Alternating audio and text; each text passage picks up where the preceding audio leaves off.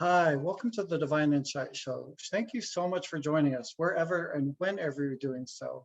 I'm really excited that you're here today, and I'm excited today to be joined by Dr. Mark Halpern, author of the Coherence Revolution, Finding Flow on Your Journey to the Present Moment.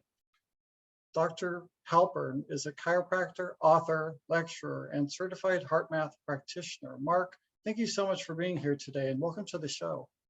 Thank you for having me. I'm glad to be here. You're so welcome. So jumping right in, what is coherence and why is it ever more important for people to understand coherence in these increasingly difficult and challenging times in people's lives?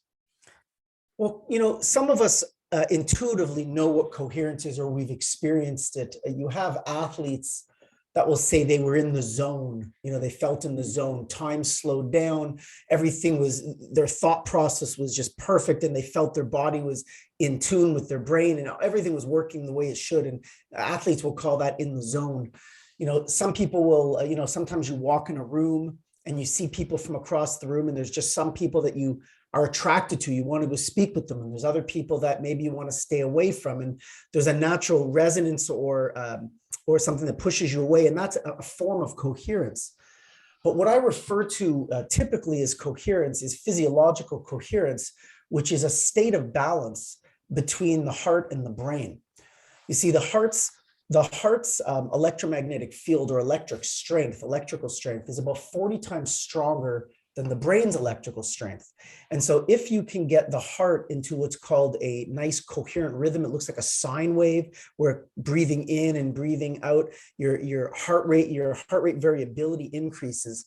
So if I digress a little bit, heart rate variability is when you breathe in, your heart rate goes up. When you breathe out, your heart rate goes down. The difference is called your heart rate variability. So if you breathe in and your heart rate goes up to 90, then you breathe out and your heart rate goes down to 70 beats per minute, then the total HRV is 20, 90 minus 70. And what studies have shown is that the larger the HRV you have, the more adaptable you are to life, the more resilient you are, and actually the longer you live. HRV naturally usually gets less during your lifetime, but using tools like heart math that I teach, you can increase your HRV, which not only makes you more resilient and adaptable to life, but it also increases your lifespan. And as you get your heart into this nice rhythm, because it's electrically 40 times stronger than the brain, the term is called entrainment. You literally entrain the brain to the same frequency as the heart rhythm. And it affects the centers of the brain that affect higher brain function, like decision-making, like stress and sleep and pain. And so literally by getting your heart into a coherent rhythm, it will entrain your brain into a coherent rhythm, and it can affect every aspect of your life, from the relationships you have to the way you tolerate stress, to the way you deal with pain, and the way your body heals. And so the idea is that most of us are not in a coherent state most of the time. But there's different ways, using your breath or using your senses or using the world around you, to get into a coherent state in any given moment. And so you can take control of your emotional state, especially for those people who are anxious or overwhelmed or feeling negative emotions. Thank you. That's so fascinating and very interesting and so scientific. I'm really excited to hear about that. So thank you. Getting a bit more personal here, how did you discover coherence? I understand that you experienced crippling anxiety in your life. How did that shape you in your understanding of an application of coherence? Well, I grew up as an anxious teen, and I had a great upbringing, good parents, good family, lots of friends. I did well in school. There was nothing on the surface of it that really would have alerted anybody that, wow, this guy's developing anxiety. But in my teens, I think just the sort of normal or common teen angst about insecurities and ego and all of that kind of thing, I developed a lot of bad thinking habits. And what happens is, as you start thinking bad thoughts, or negative or scary or uncertain thoughts, your brain and body produce chemicals that are stress hormones. And then that creates anxiety in the body. When you start feeling anxiety, you start to search for why you feel that anxiety. And so it creates more thoughts. And then those thoughts create more chemicals. And before you know it, you're creating this pattern that literally becomes almost like an addiction. Your body starts to crave the hormones of stress. And so, you know, my journey as a teen in my 20s and in my 30s, I'm now 50, but for a good 25 to 30 years, I tried every approach to trying to get rid of anxiety. However, I had a short-term result. Some things worked, some medications worked for short-term, some therapies work short-term, but nothing really changed my focus in life, changed my ability to control my emotional state. And so I got very frustrated over many years. About 10 years ago or more, I found HeartMath. And HeartMath introduced the concept of coherence to me, how to breathe properly, how to use your emotional state, and how to start changing your set point for stress. Because as you start to practice positive emotions, as you start to practice the emotions you want to feel, you start releasing the hormones of joy, the hormones of happiness. And as you start creating those, the body gets more in tune to those and it becomes easier. And as it becomes easier to create those emotions, it becomes more familiar to you. And now you start to change your set point for stress.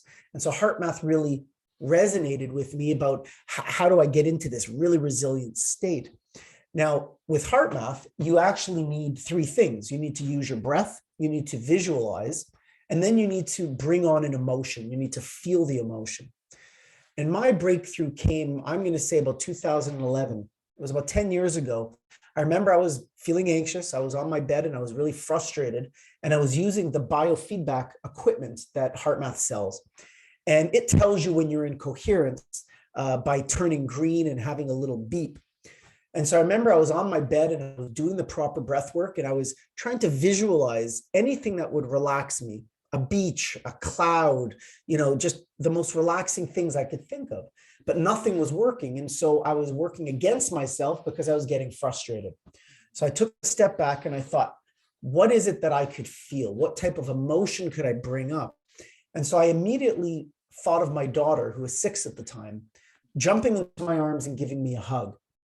And in that moment, I felt the arms around me. I felt her kiss on my cheek. I felt the warmth. I literally felt the hug as if it was happening. And in that moment, I didn't need the technology to tell me what had just happened, but it did.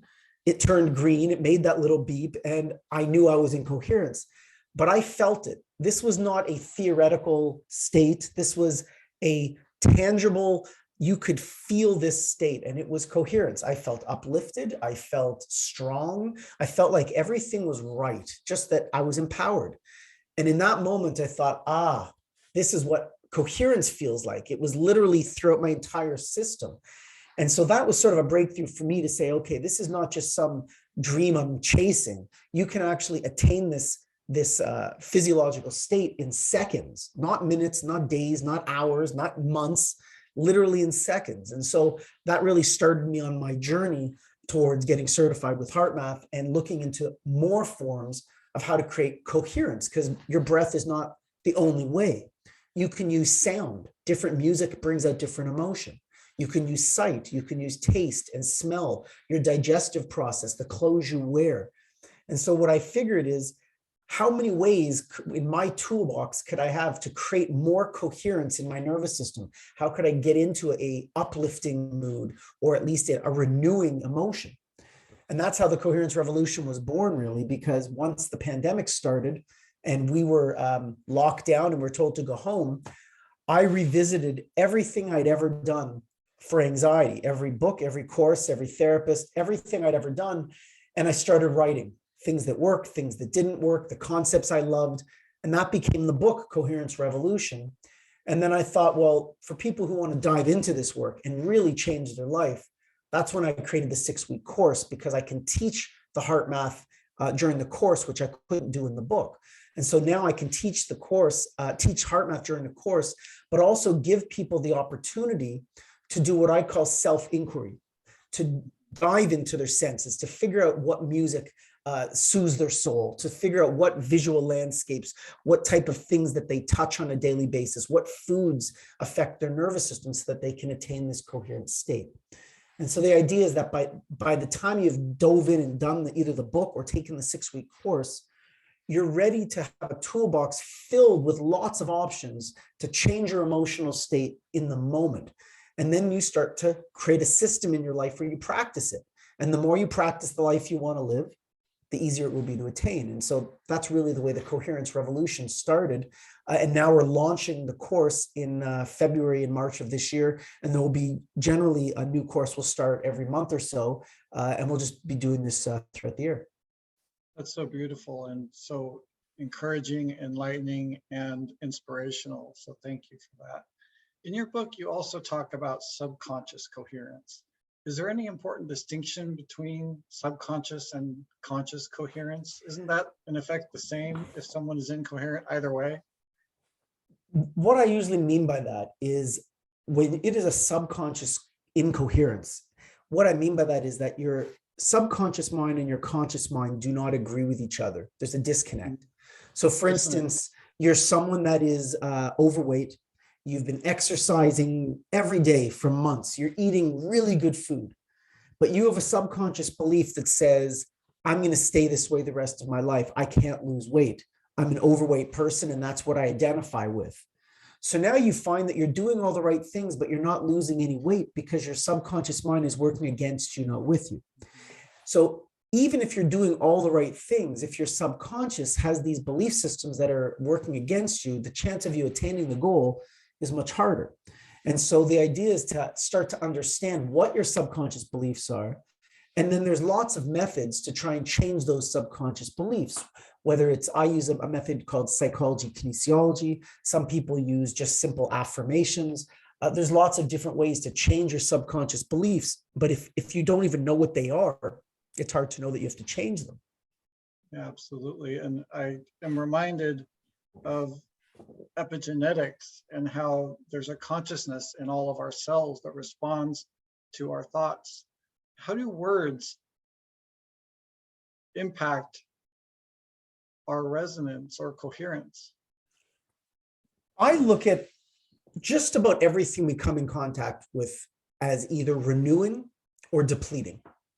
So if something is renewing, it uplifts us, it gives us more energy, it changes our emotional state, and a positive emotion gives you more energy. So you don't feel exhausted, you don't feel tired, you don't feel depleted.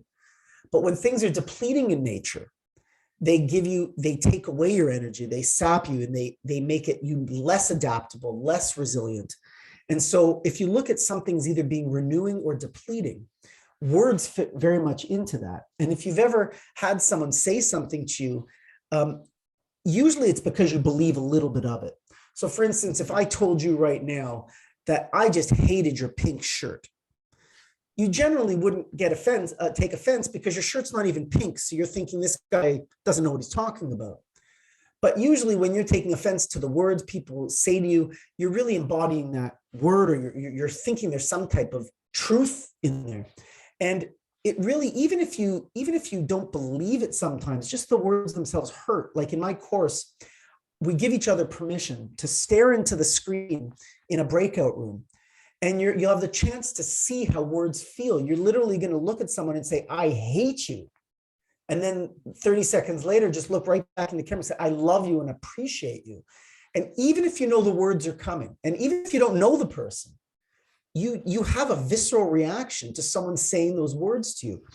So I like the work of Masaru Emoto, who is a Japanese researcher. And what he did to really shorten up what he did, he was a science teacher, and they did these glasses. They took some water from a lake and they froze them. And what they found is some of the water formed crystals and some didn't form crystals. But the crystals would be dependent upon the amount of positivity in the message. So for instance, there was one glass with the word hate on it and another one with the glass with the word love on it. There was one glass that they just yelled at and said really rude things. There was another that they gave love to. There was one that said Hitler, and there was one that said Mother Teresa. And any of the negative ones didn't form crystals. But the ones that were the positive had these beautiful shapes and really gorgeous crystals. And so, the theory that he is working on is that, we are made of 80% water. And so if the cells of water feel the vibration of the words we use, then so do we. And as we speak to each other, our cells can literally feel the vibration of how people are speaking to us and the words that they're using. And so, I often say to my kids, be careful what you're saying to each other, because I do a form of muscle testing, which you can see if you're strong or weak, where you hold your arm up. And then if you say the word yes and someone tries to push your arm down, it can be very hard to push the arm down. Whereas the word no, it goes down because it's a negative for your subconscious. And so if we use that muscle testing to demonstrate, to my kids, I remember my daughter one time coming in and saying, Andrew just yelled at me and called me all these bad names. And so I brought Andrew in and I had him stick out his arm and I said, who do you think it hurts when you're using those bad names? And I made him say them all again. And every time he said the word, I tested his arm, and it was his arm that was weak. So I said, not only are you offending your sister, but it's affecting you. It's affecting your body as you're saying these words. And so the idea is to become aware of the power we have with not only our words, but our actions and the way we engage with other people around us. Absolutely. Thank you. And for anyone interested, you can also see the work of Dr. Emoto with his book, Hidden Messages of Water, which That's is right. one that I've had in my library at home for many years. What are some practical experience-based activities that have been shown to increase a person's coherence?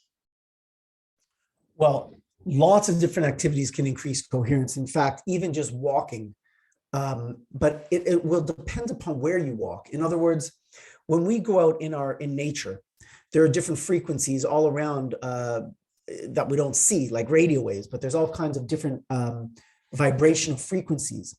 And our brain has different vibrational frequencies, beta, alpha, theta, delta. So beta is normal waking state or awareness, but the highest form or frequency within beta is fight or flight, which is stress. And then as you go down the wavelength, you've got alpha, which is relaxation, alpha's hypnosis, alpha's digestion. But alpha is like when you've looked at your watch and you go, oh my God, it's been 2 hours since I started the movie. That's generally an alpha state. Theta is dream state, and delta is deep sleep. But you see, if you understand this a little bit and you look at our environment, when you walk down Main Street and there's lights and sirens and sounds and electricity and people, it's generally a beta frequency that you're walking through. Whereas when you go to the park, you go by the forest, you go by a mountain, now we're getting into alpha and theta frequencies, which is why you feel so relaxed or calm when you're maybe going down by the stream for a walk, or sit on a bench with a friend and you just relax there. So the idea is literally just knowing that information, you can then change your physiological state, because you can choose to go for a walk in the park rather than a walk down Main Street, right? Or different music can help you attain different emotional states and different levels of coherence. So one of the things that we do in our course is we actually, when we wrap up the section on the senses, I put together a track, and it's got 30 different types of music, from drummers to classical to pop to rock to country music. I mean, really 15 different genres. And then I've instructed people to get some finger paint. And the idea is that as you're finger painting and listening to these different tracks, you start to see how your rhythm changes. You start to see how your mood changes based upon the music and based upon the colors that you're using. And so the idea is to really figure out how you can use your senses, because each one of them can change your physiological coherence state, as long as you've done some of the self-inquiry to know what works for you and what doesn't. It can be simply phoning up one of the friends that really resonates with you, because every time you speak to them, you feel supported, you feel loved, and you feel empowered to move on, and you feel more coherent, as opposed to maybe the person that is going to criticize you for what you've just done, right? So the idea is that there's lots of ways to get coherent. It's just about understanding and doing the self-inquiry to figure out which ones work for you. Yeah, thank you. And to your example earlier of the person who might be struggling with their weight and eating healthily, their belief system, as you described, might be one of, I'm always fat, going to be fat for the rest of my life. So that resonance, even eating healthy, is not coherent. When you have this thought, no matter what you do, the thoughts that you have about yourself while you're doing it are certainly more impactful than whatever you're doing. That's right.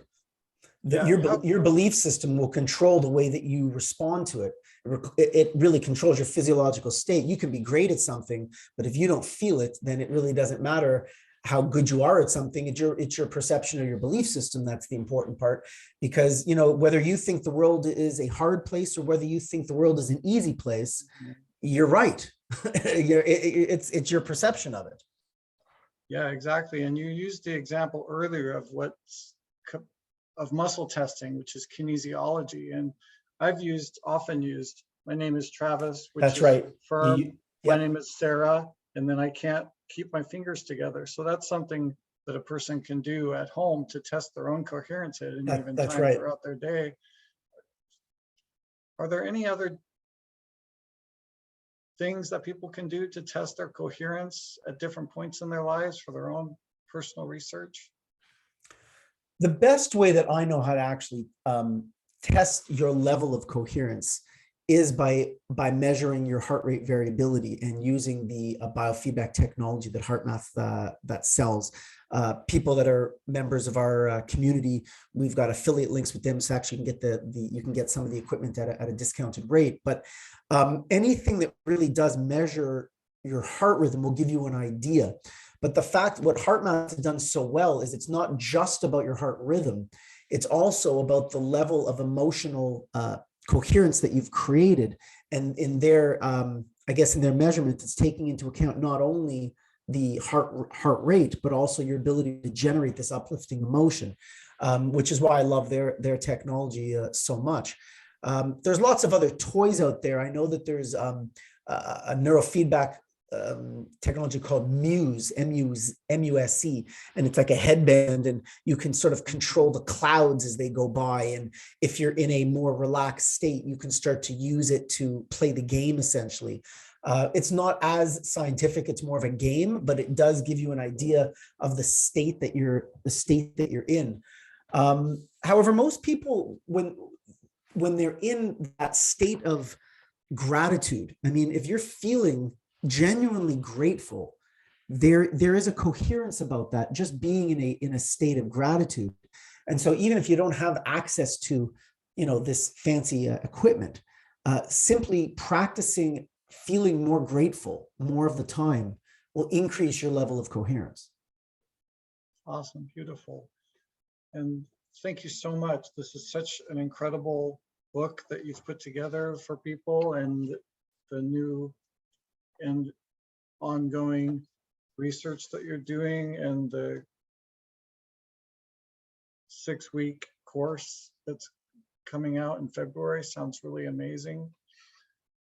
Do you have any other thoughts on any other thoughts as we close the show for people to know? I think the one thing I always want people to understand, because, you know, as a chiropractor, a lot of people come to me for back pain and neck pain and so forth.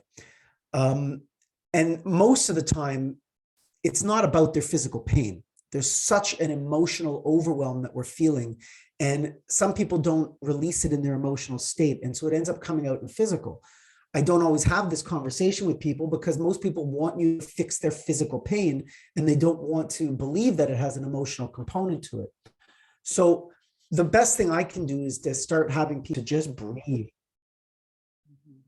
Thank you so much. And I think we just had a little glitch in the recording, so I just ask you to just repeat what you just said. Sure. I'll tie it back in. Yeah, sure. What I was saying is that for people who are feeling overwhelmed, for people who are feeling stressed, take a pause and take a few breaths through your stomach. Do some stomach breathing. Take 5 or 6 breaths. Because what you'll realize is, even if you don't read the books or take courses or go to a therapist, if you literally just take a minute, pause, take 5 or 6 breaths, oxygenate your brain, you'll find that the problem doesn't seem quite as overwhelming as it did, and you'll probably be able to come up with a solution, or at least a way forward in that moment. So, you know, don't underestimate the power of your breath. And if you are open and wanting to change your life, if you would like to get some help in that and take a dive, I set up for your audience a website page www.coherencerevolution.com/2022. So if you go to coherencerevolution.com/2022, any of your listeners can have a free ebook. You can download the ebook. There's no catch. I just want you to start doing the work. And then if you do resonate with it and want to do the course and get the coaching and join the community, there's a 50% off coupon there so that you can enter the coupon and get 50% off the 6-week course. So no excuses. You can get started right away with the free ebook and just start changing your life. Awesome. Thank you. Thank you so much. That's such a generosity and gift for listeners in the audience. So thank you so much for that. And thank you so much for your time and your being here with us today. So I really appreciate that. Thank you for having me. I appreciate being here. You're welcome. And thank you all for listening and watching. There's no accident that you're here. You're here for a reason, and that's why you're here. So thank you very much.